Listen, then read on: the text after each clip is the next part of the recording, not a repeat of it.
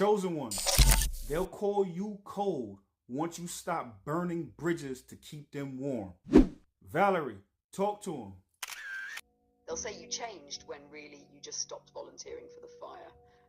Empaths don't go numb, they evolve. You spent years translating other people's pain into compassion, thinking that was love. But real love includes self-preservation. That chill they feel. It's not distance, it's discernment. You finally learn the difference between connection and codependency. So now silence feels like safety and peace feels like power. Let them call it cold. Temperature only drops when the fever breaks. You see, chosen one, you probably came from a household. You probably came from an upbringing where you saw lots of chaos around you. Maybe your mother and father were fighting. Maybe your sisters and brothers were fighting. But I say all that to say you was in the middle. You consistently had to sacrifice your own feelings to make sure the feelings around you were at equilibrium. You had to sacrifice your own happiness to make sure everybody else was happy, or at least if they weren't happy, they weren't fighting and arguing. So because you had to sacrifice yourself so much, when you deal with people like this, when you deal with energy vampires, they see that wound in you and they exploit it because they don't want to change. What they want is an enabler.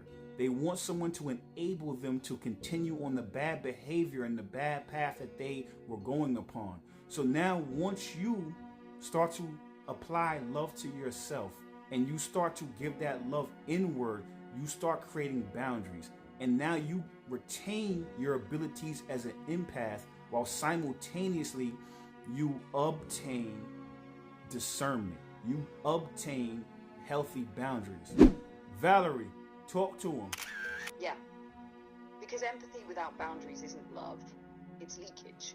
You learned early that keeping peace meant keeping quiet, but silence isn't safety when it costs you your center.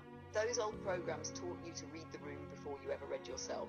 Energy vampires sense that. They can smell self-abandonment like smoke.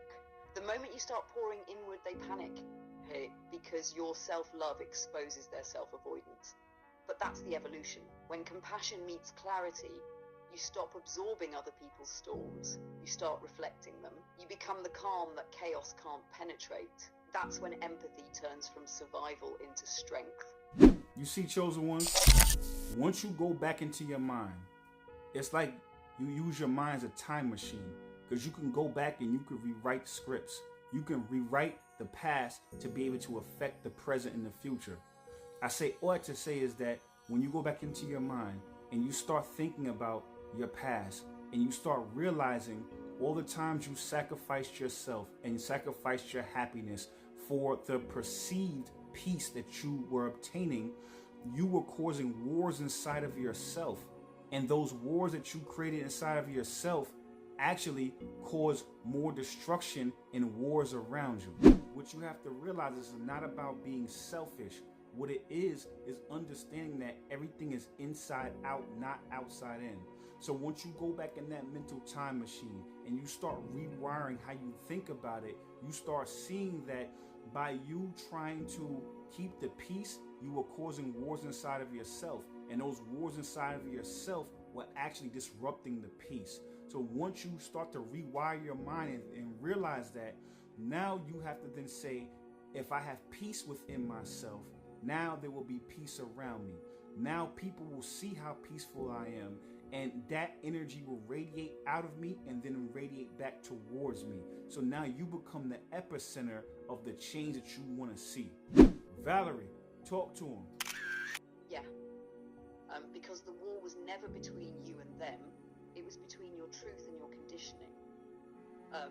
You can't create outer harmony while you're still negotiating with your own silence. When you anchor peace inside, you stop trying to manage other people's storms. The energy flips, your stillness starts teaching louder than your words ever did. You become the example, not the enforcer, and the people who are ready to heal will start to mirror that frequency back. The ones who aren't will fall away because they can't breathe in that calm air. That's how you shift worlds, by becoming the atmosphere itself.